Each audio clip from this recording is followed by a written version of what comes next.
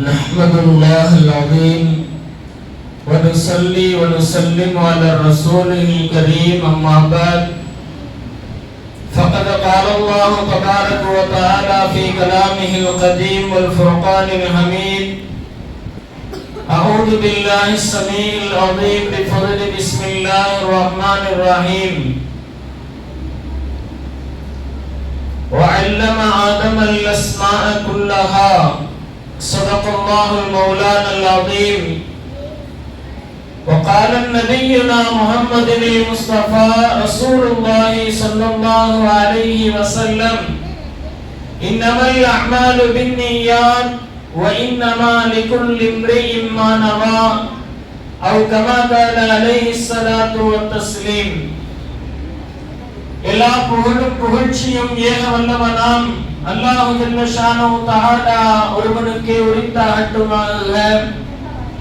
அன்னலம் பெருமானார் நம் இருடும் மேலான கண்மணி நாயகம் முஹம்மது ரசூலுல்லாஹ் ஸல்லல்லாஹு அலைஹி வஸல்லம் அன்னவர்களின் மீதும் அன்னவர்களின் வழிவந்த சத்திய சஹாபா பெருமக்கள் தாபிஈன்கள் தபா தாபிஈன்கள் நல்லோர்கள் நாதாக்கள் நாம் நம் குடும்பத்தார்கள் உலகிலே உண்டான அனைத்து சமூக மக்களின் மீதும் வல்லோனின் வற்றாத கருணையும் கிருபையும் என்றென்றும் நின்று நிலவட்டுமாக என்று பிரார்த்தித்த வண்ணம் இந்த அருமையானதொரு மஸ்ஜிது தக்வாவினுடைய மதரசா ஆண்டு விழாவிலே குழுமி இருக்கின்ற ஆன்றோர்களே, சான்றோர்களே, அருமை பெரியோர்களே, ஆரம்பமாக உங்கள் அத்துணை நபர்களுக்கும் சலாத்தின் முகமனை தெரிவித்து அன்பின் சலாத்தினை தெரிவித்து ஒரு சில கருத்துக்களை உங்களுக்கு மத்தியிலே பகிர்ந்து கொள்ள ஆசைப்படுகின்றோம். அஸ்ஸலாமு அலைக்கும் வரஹ்மத்துல்லாஹி வபரகாத்துஹு. வலைக்கும் ஸலாம் வரஹ்மத்துல்லாஹி வபரகாத்துஹு. மிகச் சிறப்பாக நடைபெற்றுக் கொண்டிருக்கின்ற மஸ்ஜிது தக்வா மதரசாவினுடைய இந்த ஆண்டு விழாவினுடைய தலைமை பொறுப்பேற்று நடாத்தி வருகின்ற தகுதிமிக்க தலைவர், மஸ்ஜிது தக்வாவினுடைய தலைவரும் நமதூரினுடைய ஐக்கிய ஜமாத் பேரவையினுடைய தலைவருமாக மிகச் சிறப்பான முறையிலே பணி செய்து வருகின்ற ஹாஜி ஏஜே முகமது ஷரீப் ஆஜியார் அவர்களுக்கும் இந்த பள்ளியினுடைய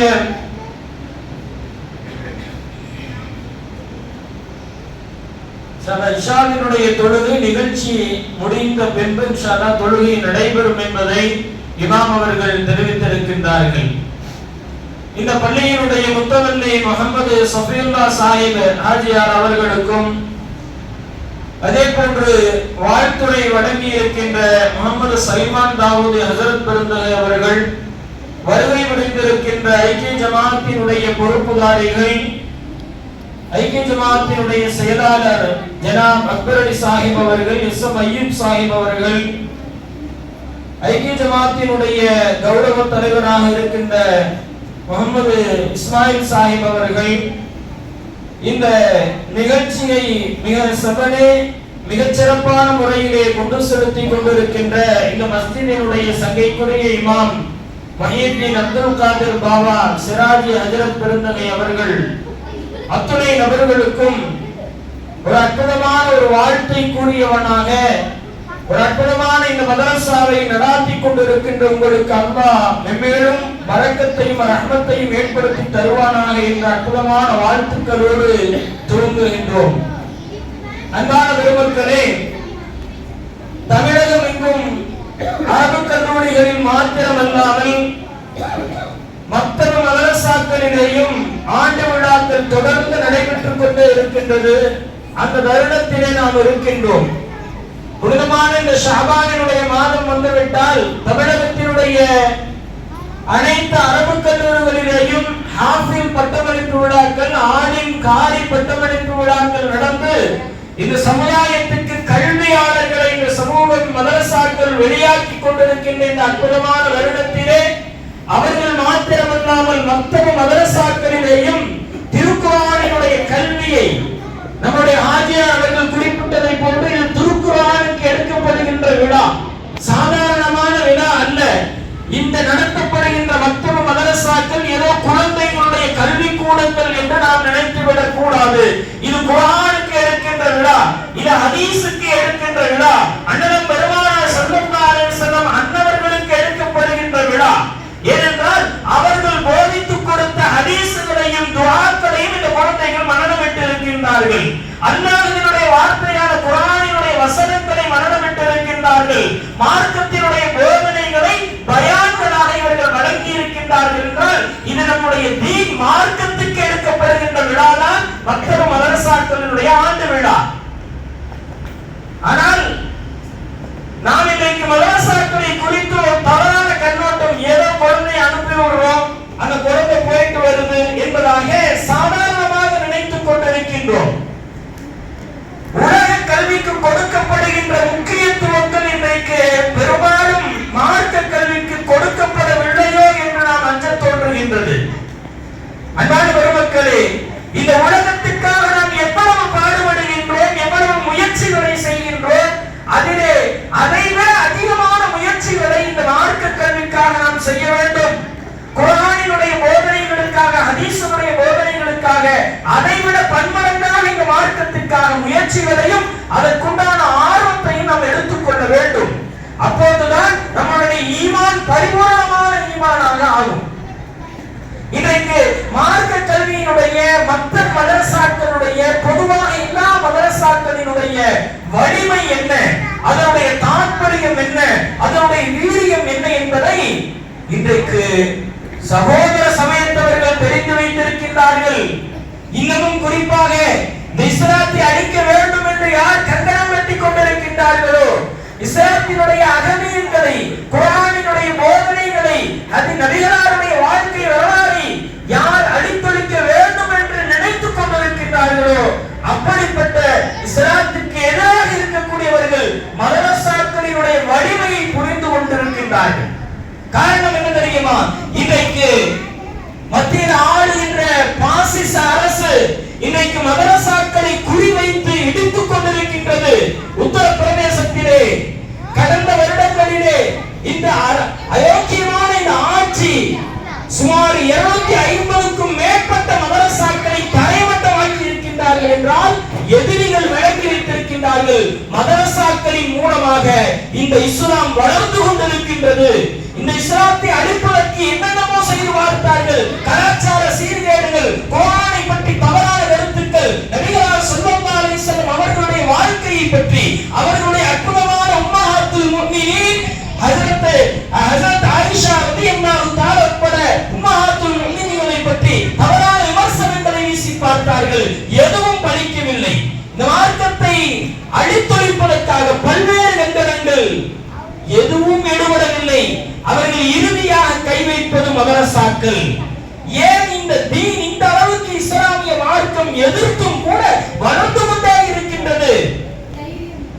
அவர்களுக்கு தெரியும் 2050 இந்த இந்தியாவிலே மிக அதிகமாக முஸ்லிம்கள் வருவார்கள் என்பதை நம்மை விட அவர்கள் நம்புகின்றார்கள். அவர்கள் மேடைகள் தோறும் பேசுகின்றார்கள்.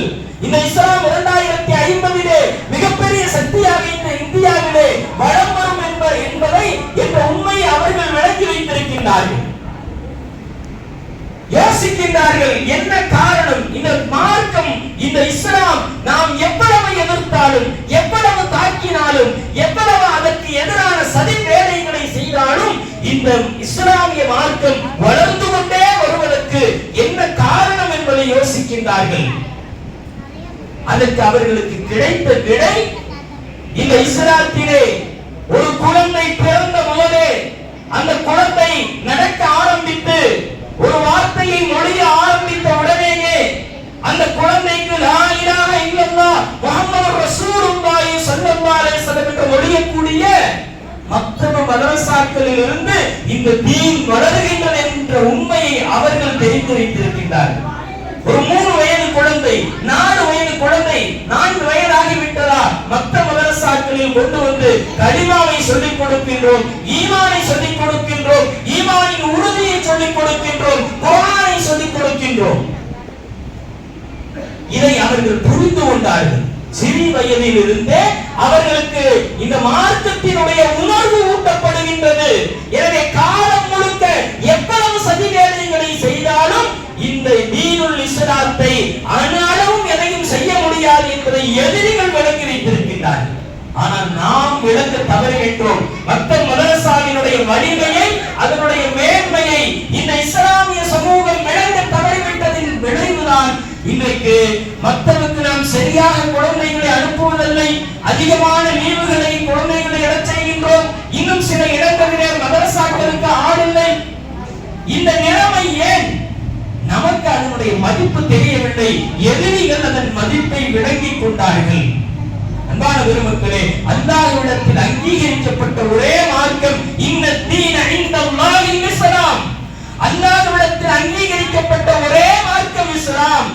இந்த உலகத்தில் சத்தியமான, இந்த உலகத்தில் உண்மையான ஒரே மார்க்கம் இஸ்லாமிய மார்க்கம் மாத்திரம்தான்.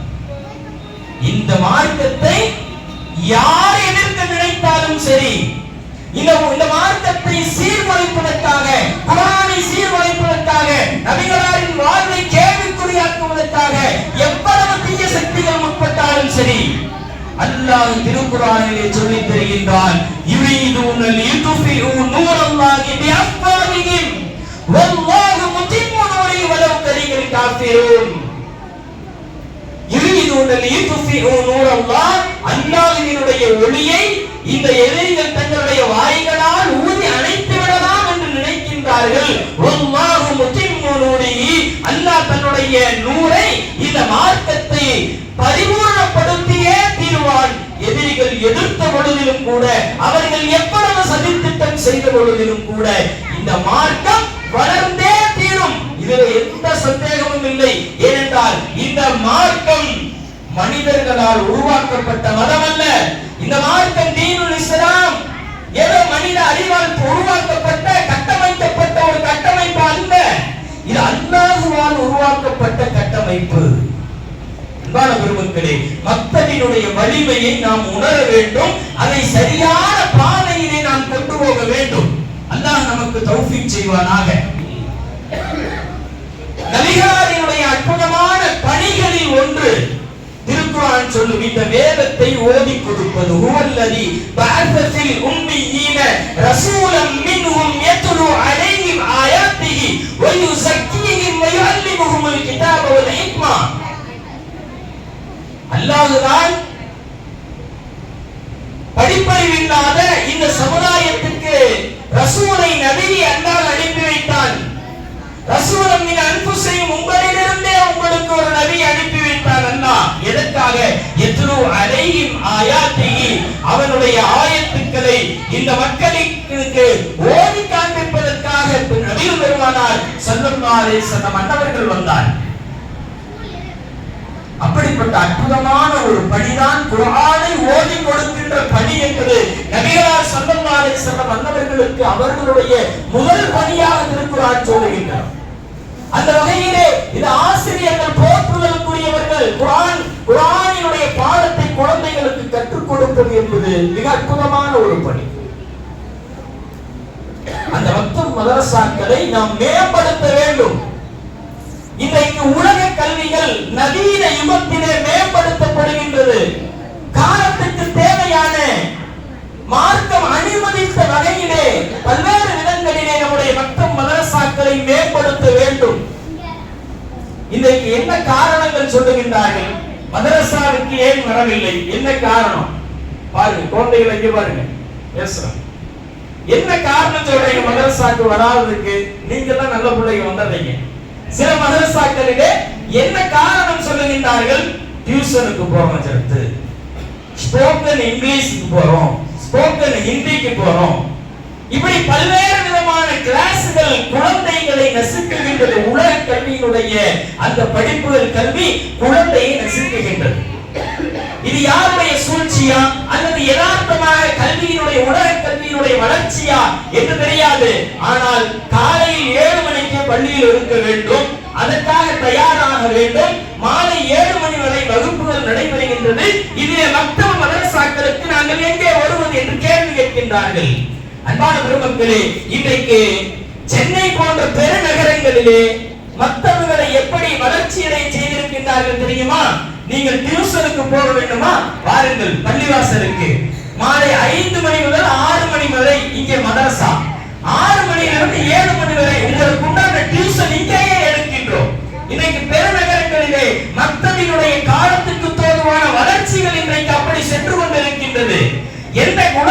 கல்வியை நோக்கமாக கொண்டு நாங்கள் வெளியே செல்லுகின்றோம் என்று குழந்தைகளும் பெற்றோர்களும் சொல்லுகின்றார்களோ அதை பள்ளியிலேயே நாம் ஏற்படுத்த வேண்டும்.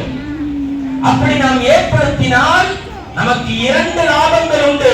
ஒன்று மார்க்க கல்வியை தக்க வைத்துக் கொள்ளலாம், இன்னொன்று உலக கல்வியிலே நம்முடைய சமுதாய குழந்தைகளை திறமையானவர்களாக பள்ளியிலிருந்தே உருவாக்கலாம். வருங்கால IAS IPS அதிகாரிகளை, டாக்டர்களை, இன்ஜினியர்களை நம்முடைய பள்ளியிலிருந்தே சிறந்த மதிப்பெண்களை பெற வைக்கலாம். ஏதோ 1 மணி நேரம் மதரசாவுக்கு வந்துட்டு போய்விட்டால் அந்த குழந்தைகள், நிறைய குழந்தைகள் ரோட்ல சுத்தறத பார்க்கணும். நிறைய கிளாஸுக்கு போறாங்க, பல்வேறு நபர்கள் ரோட்ல சுத்தறாங்க. மதரசாக்களிலே, பள்ளிவாசல்களிலே டியூஷன் சென்டர்களும் ஏற்படுத்தப்பட்டால் அந்த குழந்தைக்கு அசர், மக்ரிப், இஷா 3 நேர தொழுகையும் கிடைக்கும். அசருக்கு வந்தால் அசர் தொழுது மதரசா, மக்ரிப் தொழுது டியூஷன், இஷா தொழுது வீட்டுக்கு போறோம். காலையில் ஃபஜ்ருக்கு வந்துரும். 4 நேர தொழுகைகள் ஒரு குழந்தையினுடைய வாழ்க்கையிலே கிடைக்கப் பெறுவது எவ்வளவு பெரிய அற்புதமான விஷயம். நமதுடைய ஐக்கிய ஜமாத்தினுடைய பொறுப்புதாரிகள் நிறைந்திருக்கின்ற இந்த சபையிலே நாம் அவர்களுக்கு ஒரு வேண்டுகோளாக வைக்கின்றோம். உங்களின் சார்பாக எல்லா பள்ளிகளிலேயும் இந்த நிலைமை வர வேண்டும். டியூஷன் சென்டர்களும் மதரசாக்களும் ஒன்றிணைந்து பள்ளியிலே செயல்பட வேண்டும். அண்ணல் பெருமானார் ஸல்லல்லாஹு அலைஹி வஸல்லம் மன்னவர்களுடைய மஸ்ஜித் நபவி வெறும் தொழுகும் இடமாக மாத்திரம் இல்லை. உதவி தேடி ஒரு கூட்டம் வந்தால் சஹாபாக்களை எல்லாம் அழைத்து உதவி செய்யுங்கள் என்று சொல்லப்படும். சஹாபாக்கள் எல்லாம் தங்களிடத்தில் இருக்கின்றதை வாரி வழங்குகின்ற சேவை மையமாக மஸ்ஜித் நபவி திகழ்ந்தது. குர்ஆனை போதித்துக் கொடுத்திருக்கின்ற அஸ்ஹாபு சுஃபா என்று சொல்லப்படக்கூடிய மதரசா மஸ்ஜித் நபவியிலே இருந்தது. குர்ஆனை போதிக்கின்ற கல்வி கூடம் இருந்தது. ராணுவ தளமாக செயல்பட்டது மஸ்ஜித் நபவி. எதிரிகள் வந்தால் எப்படி அவர்களை சமாளிப்பது, அங்கே வாள் பயிற்சிகள், அதே போன்று அம்பு பயிற்சிகள் நடைபெற்ற களம் மஸ்ஜித் நபவி. பைத்துல் மாலாக மஸ்ஜித் நபவி செயல்பட்டது. இப்படி மஸ்ஜித் நபவி என்பது தொழுகைக்கு உண்டான இடம் மாத்திரமல்ல, எல்லா விதமான நற்சேவைகளும் இடம்பெறுகின்ற இடமாக ஒரு பள்ளிவாசல் இருக்க வேண்டும் என்பதற்கு முன்னுதாரணம் அண்ணல் பெருமானார் ஸல்லல்லாஹு அலைஹி வஸல்லம் அன்னவர்கள் கட்டி எழுப்பிய மஸ்ஜித் நபவி. அந்த நிலை ஒவ்வொரு பள்ளியிலேயும் நாம் எடுத்துவிட்டால் இன்றைக்கு சமுதாய தலைவர்கள் எதை குறித்து அதிகம் கவலை கொள்ளுகின்றார்கள்? சமூகத்தினுடைய நிலை, வருங்கால நிலை, சமூகத்தினுடைய இளைஞர்களுடைய நிலையை குறித்து அதிகமாக கவலை கொள்ளுகின்ற தலைவர்கள் இருக்கின்றார்கள். அதற்கு விடை என்ன தெரியுமா? அனைத்து குழந்தைகள், இளைஞர்களை பள்ளியிலே அதிகமாக இருப்பதற்கு, அந்த பள்ளியின் மூலமாகவே அவர்களுடைய உலக கல்வியை மேம்படுத்துவதற்கான நல் வாய்ப்புகளை நாம் நமதூரிலிருந்து துவங்க வேண்டும் இன்ஷா அல்லாஹ். அன்பான பெருமக்களே, இதே பள்ளிவாசல் என்பது வெறும் தொழுகை கூட மாத்திரமல்ல, சமூகத்தின் அனைத்து நற்காரியங்களும் இடம்பெறுகின்ற இடமாக இருக்க வேண்டும். ஒரு குழந்தை பள்ளியை நோக்கி வந்துவிட்டது, மஸ்ஜிதை நோக்கி ஒரு குழந்தை வருகின்றது, ஒரு இளைஞன் மஸ்ஜிதை நோக்கி வருகின்றான் என்றால் வாழ்க்கையின் அவனுக்குரிய ஹிதாயத்தினுடைய வாசல்கள் திறக்கப்படுகின்றது. ஒரு மனிதனுடைய நேர்வழியின் வாசல்கள் பள்ளியிலேயும் மதரசாக்களிலேயும் திறக்கப்படுகின்றது. அங்கே படிக்கின்ற குர்ஆன் அந்த மனிதனுக்கு, அந்த குழந்தைக்கு ஹிதாயத்தை வழங்குகின்றது. அல்லாஹ் திருக்குர்ஆனிலே சொல்லுவான் அல்லவா, லாலிக்கல் கிதாபு லா ரைப ஃபீஹி ஹுதன் லில் முத்தகீன். இந்த வேதம், இந்த இவர்கள் படிக்கின்ற குழந்தைகள் ஓதுகின்ற இந்த குர்ஆன் எப்படிப்பட்டது? லா ரைப ஃபீஹி, இதிலே எந்த சந்தேகமும் இல்லை. எந்த மனிதன் வந்தாலும் இதிலே சந்தேகத்தை, ஒரு அணு அளவு சந்தேகத்தை குர்ஆனிலே அவர்கள் குறை கூற முடியாதவாறு அல்லாஹ் இறக்கியிருக்கிறான். ஹுதன் லில் முத்தகீன், இந்த குர்ஆன் நேர்வழி காட்டும் என்று அல்லாஹ் சொல்லுகிறான். இந்த குர்ஆன் நேர்வழி காட்டும் என்று அல்லாஹ் சொல்லுகிறான். இந்த இடத்திலே முஃபஸ்ஸிரீன்கள் ஒரு அழகான விளக்கத்தை குறிப்பிடுவார்கள். அதை உங்களுடைய கவனத்துக்கு நாம் கொண்டு வருவோம். குர்ஆன் முதலில் முத்தகீன்களுக்கு நேர்வழி காட்டும் என்று அல்லாஹ் சொல்லுகிறான். இங்கே நமக்கு ஒரு கேள்வி வர வேண்டும். குர்ஆன் என்பது உலக அகில மக்கள், முஸ்லிம்களுக்கு மாத்திரமல்ல, அகில மக்கள் அத்தனை நபர்களுக்கும் நேர்வழி காட்டியே. ஆனால் அல்லாஹ் முதலில் முத்தகீன் மாத்திரம் இது நேர்வழி காட்டும் என்று ஏன் சொல்லுகின்றான்? அகில உலக மக்கள் அனைவருக்கும் நேர்வழி காட்டி என்று சொல்லலாம் அல்லவா என்ற கேள்வி நமக்கு வர வேண்டும், எழ வேண்டும். கேள்விகள் கேட்பது தவறல்ல. தேவையற்ற கேள்விகளை தான் இஸ்லாம் தடுக்கின்றது. தேவையில்லாத கேள்வியை அஜத்து மாட்டு வந்து கேட்பாங்கல்ல, எதனமோ கேள்வி கேட்பாங்க. தேவையில்லாத கேள்விகளை மார்க்கம் தடுக்கின்றது. ஆனால் தேவையில்லை கேள்விகளை, வினாக்களை மார்க்கத்திற்கு தகுந்த அத்தியாவசியமான கேள்விகளை பெற்று நம்முடைய அறிவுகளை வளர்த்துக் கொள்ள வேண்டும்.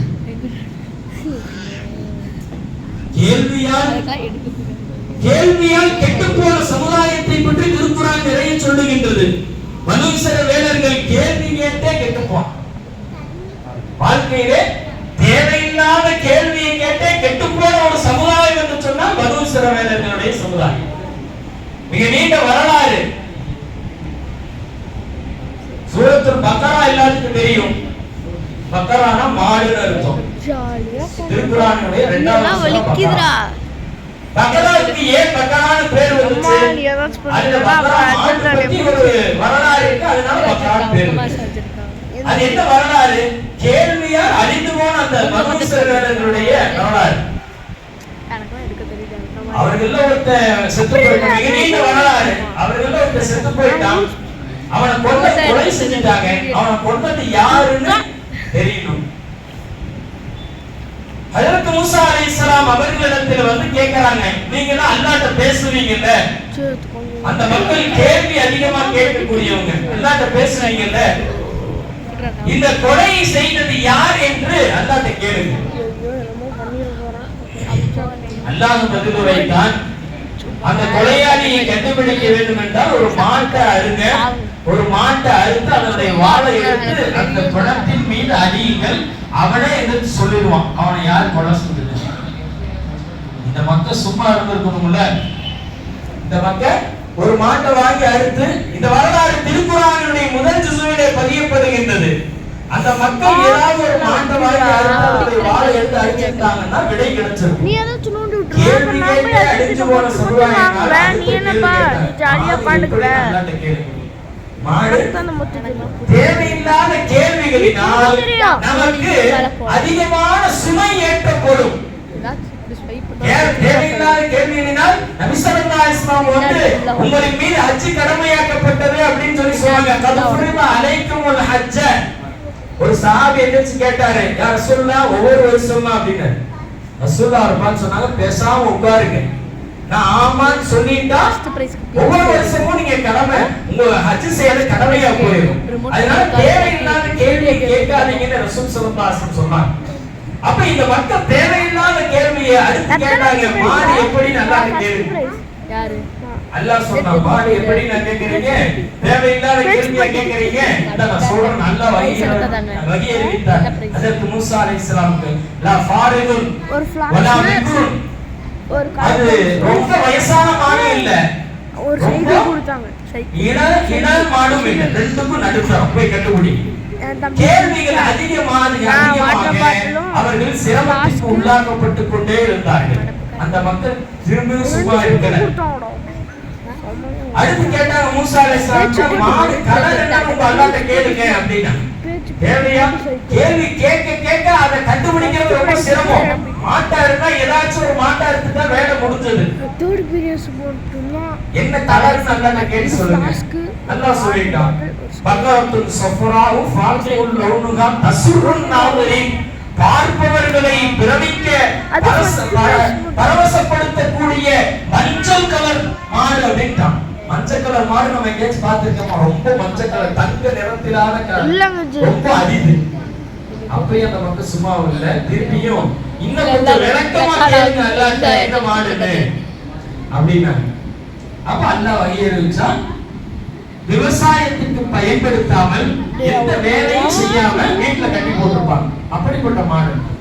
இப்படி கேள்விகள் அதிகமாக சிரமம் அதிகம். ஊரே தேடி நாடே தேடி இறுதியாக அந்த மாட்டை கண்டுபிடிச்சாங்க. அந்த மாட்டின் எடையளவு தங்கம் கொடுத்தால்தான் மாடை நான் கொடுப்பேன் என்று அந்த முதலாளி சொல்லிட்டான். இறுதியாக மாடளவு தங்கம் கொடுத்து அந்த மாட்டை வாங்கினார்கள். அதை அறுத்து அந்த அதனுடைய தன்னுடைய வாளை எடுத்து அந்த கொலை செய்யப்பட்ட மனிதரின் மீது அடித்து அவன் எதிர்த்து யாரு கொலை செஞ்சா என்னைய அப்படின்னு சொல்லி மூத்தாயிட்டான். இதுக்கு தேவையில்லாத பல்வேறு கேள்விகளை கேட்டு அந்த மக்கள் சிரமத்துக்குள்ளாகிறார். எனவே தேவையான நேரத்தில் கேள்விகளை கேட்க வேண்டும். அல்லாஹ் முதலில் முத்தகீன் ஏன் சொல்றான்? முத்தகீன்களுக்கு மட்டும் இந்த குர்ஆன் நேர் வழிகாட்டுன்னு ஏன் சொல்றான்?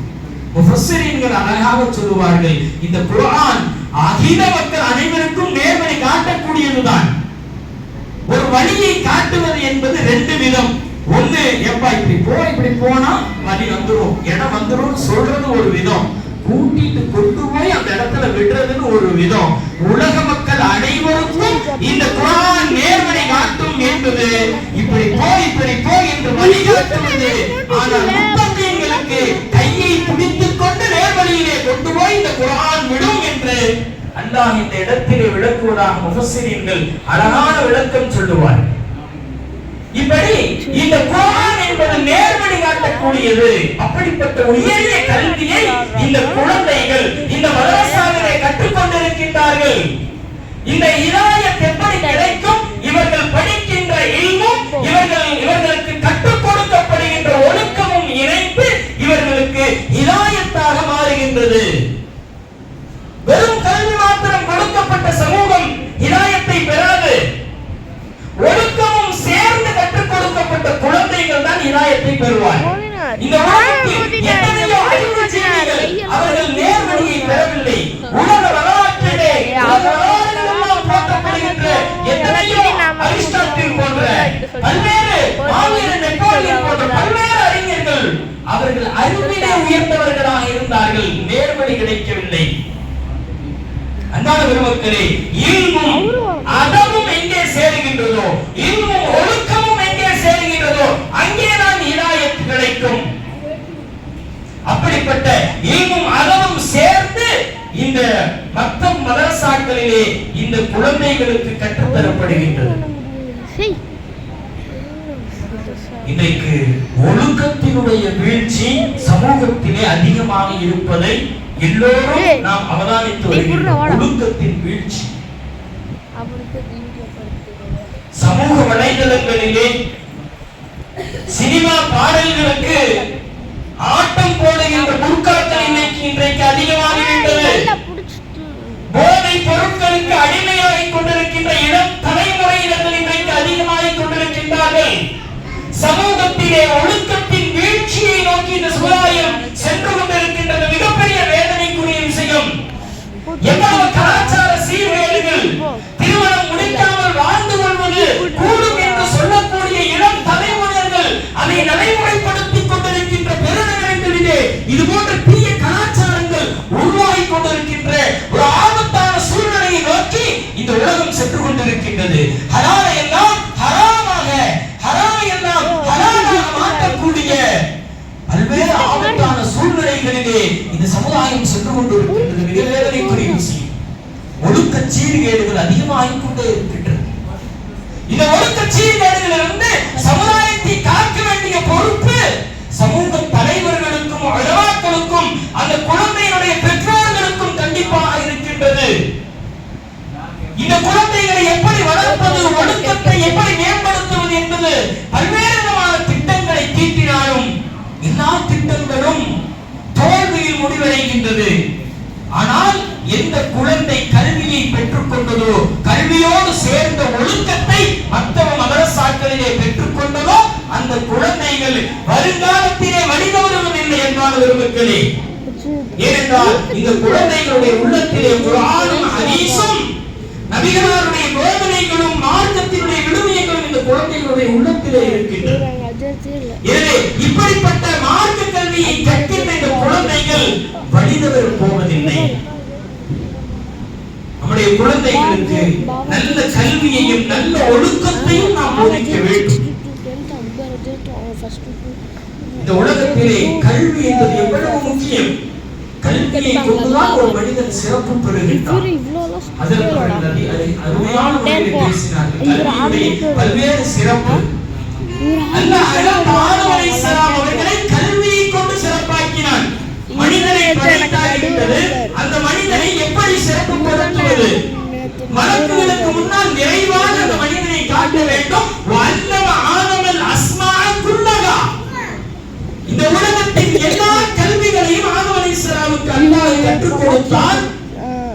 பிறகு மலக்குகளிடத்திலே அந்த கல்விகளை குறித்து கேட்ட பொழுது அவர்களுக்கு எதுவுமே தெரியவில்லை.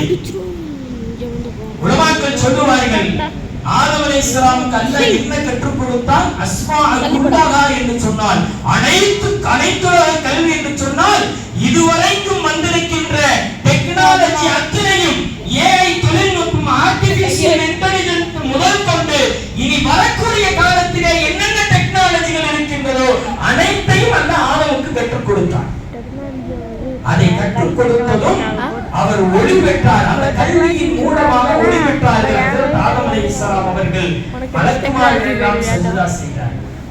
3 விஷயம் இருக்குங்க. அந்த 3 விஷயம் ஒரு மனிதன் எப்படி பயன்படுத்துகின்றானோ அதை பொறுத்து அமையும். அதை நன்மையாக்குவதும் தீமையாக்குவதும் மனிதன் அதை எப்படி செலுத்துகின்றானோ அப்படித்தான். 3 விஷயங்களை குர்ஆனும் ஹதீஸும் சொல்லித் தருகின்றது. அதை நன்மையாக்கினால் நீ ஆகிரத்திலேயும் இந்த உலகத்திலேயும் ஜெயிப்பாய். அதிலே ஒன்று கல்வி. கல்வியை கொண்டு ஒரு மனிதன் உயரவும் முடியும், தாழ்ந்தவும் முடியும். எந்த கல்வியை கொண்டு ஆதம் அலைஹிஸ்ஸலாம் அவர்கள் உயர்வு பெற்றார்கள், அதே நேரத்திலே கல்வியில் உயர்வாக இருந்த ஷைத்தான் விரட்டி அடிக்கப்பட்டான். மலக்குகளுக்கெல்லாம் பாடம் எடுத்த ஷைத்தான் நான் அதிகம் தெரிந்தவன், நான் உயர்ந்தவன் என்ற அந்த பெருமையை கொண்டதால் ஷைத்தான் விரட்டி அடிக்கப்பட்டான். அதே கல்விதான். அதிலே பணிவு இருந்தால் அல்லாஹ் உயர்த்துவான். அதிலே தவறான உணர்ந்தல் பெருமையும் பொறாமையும் இருந்தால் அல்லாஹ் தாழ்த்தி விடுவான் என்பதற்கு ஹஜ்ரத் ஆதம் அலைஹிஸ்ஸலாம் அவர்களும் அதே இடத்திலே ஷைத்தான் தோற்கடிக்கப்பட்டதும் விரட்டி அடிக்கப்பட்டதும் கல்வியால் உயர்ந்தவர்கள் எத்தனை நபர்கள்? ஹஜ்ரத் இமாம் அபூ ஹனீஃபா ரஹ்மத்துல்லாஹி அலைஹி அவர்கள் உட்பட இமாம் ஷாஃபிஈ ரஹிமஹுல்லாஹ், இமாம் புகாரி ரஹிமஹுல்லாஹ் போன்ற பெரும் மார்க்க அறிஞர்களை இன்றளவும் உலகம் போற்றுகின்றது என்று சொன்னால் அவர்கள் பெற்ற கல்வி. அவர் அதைத்தான் இன்றைக்கும் நாம் நினைவு கூர்ந்து கொண்டிருக்கின்றோம். நேரமாயிருச்சு, சில முடிச்சிடலாம். இன்னும் 2 விஷயங்கள். ஒன்று கல்வி, இன்னொன்று செல்வம். இதை யார் எப்படி பயன்படுத்துகின்றார்களோ அப்படித்தான். நல்லதுக்கும் பயன்படுத்தலாம், கெட்டதுக்கும் பயன்படுத்தலாம். அன்னை ஹதீஜா ரலியல்லாஹு தஆலா அவர்கள் அருமைநாயகம் ஸல்லல்லாஹு அலைஹி வஸல்லம் அவர்களுடைய மனைவிமார்களிலே முதன்மையானவர்கள். பெருமானார் ஸல்லல்லாஹு அலைஹி வஸல்லம் அவர்களுடைய பேரன்பை பெற்றவர்கள் அன்னை ஹதீஜா ரலியல்லாஹு தஆலா அவர்கள். இந்த மார்க்கத்திற்கு வந்ததும் தன்னுடைய மிகப்பெரிய கோடீஸ்வரி, மக்கமா நகரினுடைய மிகப்பெரிய கோடீஸ்வரி அன்னை ஹதீஜா ரலியல்லாஹு தஆலா அவர்கள் அண்ணன் பெருமானார் ஸல்லல்லாஹு அலைஹி வஸல்லம் அவர்களுடைய கரங்களை பிடித்து தீனுல் இஸ்லாத்திலே நுழைந்தவர்களை திருமணம் செய்த பொழுது தன் அத்தனை சொத்துக்களையும் தன்னுடைய செல்வங்களை இந்த மார்க்கத்திற்காக வாரி வழங்கியவர்கள் அன்னை ஹதீஜா ரலியல்லாஹு தஆலா அவர்கள். எனவேதான் காலம் முழுக்க அன்னை ஹதீஜா ரலியல்லாஹு அவர்களை நினைவு கூர்ந்து கொண்டே இருந்தார்கள் அண்ணன் பெருமானார் ஸல்லல்லாஹு அலைஹி வஸல்லம் அவர்கள். அன்னை ஆயிஷா ரலியல்லாஹு அவர்களிடத்தில் அதிகமாக ஹதீஜா நாயகியை பற்றி பேசுவார்கள். ஆயிஷா ரலியல்லாஹு கேட்பாங்க ரசூலுல்லாஹ்ட்ட, உலகத்திலேயே ஹதீஜாவை போல யாருமே இல்லைன்னு சொல்லிருவீங்க போல, அந்த அளவுக்கு ஹதீஜாவை உயர்ந்து பேசுகின்றீர்களே என்று அன்னை ஆயிஷா ரலியல்லாஹு அவர்கள் கேட்கின்ற அந்த அளவுக்கு ஹதீஜா ரலியல்லாஹு நினைவு கூர்ந்தார்கள். அண்ணன் பெருமானார் ஸல்லல்லாஹு அலைஹி வஸல்லம் என்றால் அவர்களுடைய செல்வத்தை அத்தனையும் தீனுக்காக பயன்படுத்தியவர் ஹதீஜா ரலியல்லாஹு அன்ஹா அவர்கள். அவர்களுக்கு அற்புதமான ஒரு சிறப்புண்டு. மாணவர்களே, இந்த உலகத்திலே ஜிப்ரீல் அலைஹிஸ்ஸலாம் அவர்களுடைய ஸலாத்தை பெற்றவர்கள் 2 பெண்கள். ஜிப்ரீல் அலைஹிஸ்ஸலாம் அவர்களுடைய ஸலாத்தை பெற்ற பெண்கள் 2 பேர். ஒன்னு அன்னை ஆயிஷா ரலியல்லாஹு, ஒன்னு ஹதீஜா ரலியல்லாஹு. ஜிப்ரீல் அலைஹிஸ்ஸலாம் வந்து ஸலாம் சொல்லிருக்காங்க, அன்னை ஆயிஷாக்கு ஸலாம் சொல்லுங்க, அன்னை ஹதீஜாக்கு ஸலாம். இந்த உலகத்திலே அருமையான பெண்மணிகளே, நீங்கள் கவனிக்க வேண்டும். இந்த உலகத்திலே அல்லாஹ்வினுடைய ஸலாமை பெற்ற ஒரே பெண்மணி தான் அன்னை ஹதீஜா ரலியல்லாஹு தஆலா அவர்கள் மாத்திரமே. இந்த மார்க்கத்திற்காக நபிகளான இரா மலை கோயிலிருந்து உடனெல்லாம் வேர்த்து ஓடி வந்த வருடத்திலே கோர்வையை போட்டு அவர்களை அரவணைத்து, உங்கள்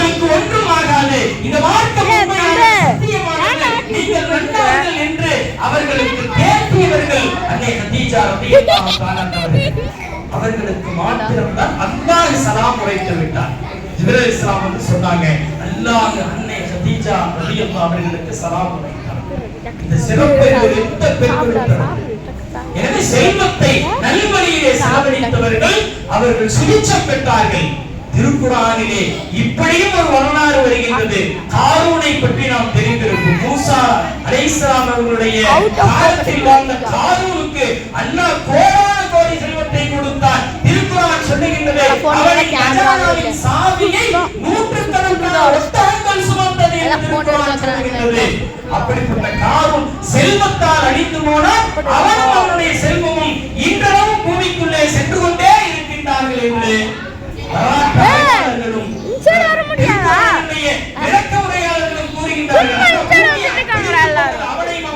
சொத்துக்களையும் திருக்குர்ஆனிலே முஃபஸ்ஸிரீன்கள் சொல்லுவார்கள், இன்றைக்கும் காரூனும் அவனுடைய சொத்துக்களும் பூமிக்கடியில் சென்று கொண்டே இருக்கின்றது. கியாமத்துடைய நாள் வரைக்கும் சென்று கொண்டே இருக்கும் பூமிக்குள்ளே. எனவே கல்வி, செல்வம் நாம் அதை சரியான முறையில் பயன்படுத்தினால் லாபம் பெறலாம், ஈருலகிலும் வெற்றி பெறலாம். தவறான வழியில் பயணித்தால் அது நம்முடைய வேதனைக்கு காரணமாக விடும். மூன்றாவது அதிகாரம். இந்த மூன்று விஷயங்கள் கல்வி, செல்வம், அதிகாரம். இந்த அதிகாரத்தை யார் நல்ல முறையிலே பயன்படுத்தினார்களோ அவர்கள் ஈருலகத்திலே ஜொலிப்பார்கள். ஹஜ்ரத் சுலைமான் அலைஹிஸ்ஸலாம் அவர்களுக்கு அல்லாஹ் அதிகாரத்தை கொடுத்திருந்தான். அவர்கள் அல்லாஹ்விடம் கேட்டு பெற்றார்கள்.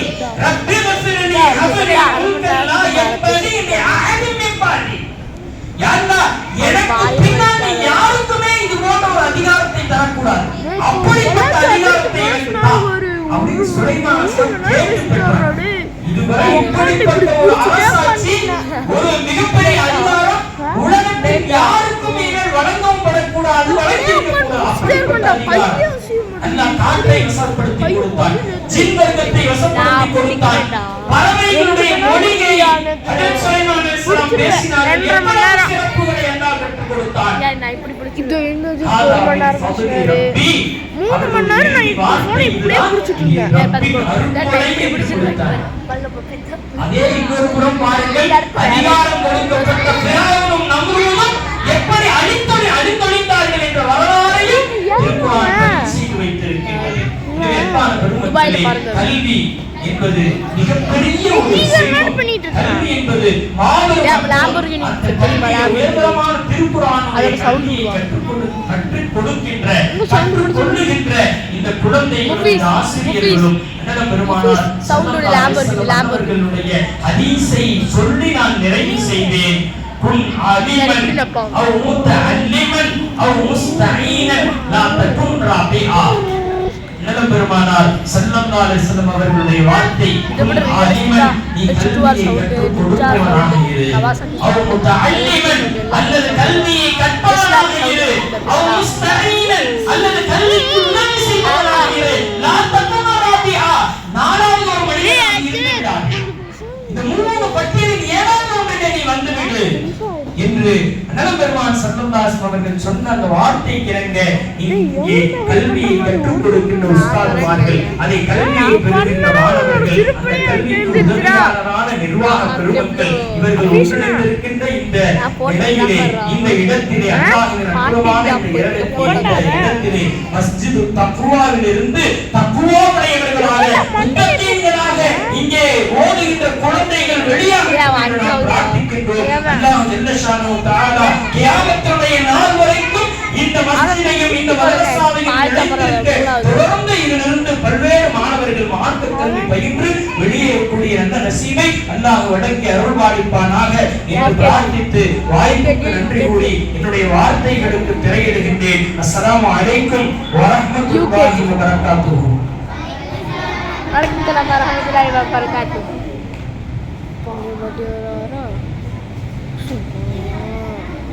Assalamualaikum warahmatullahi wabarakatuh.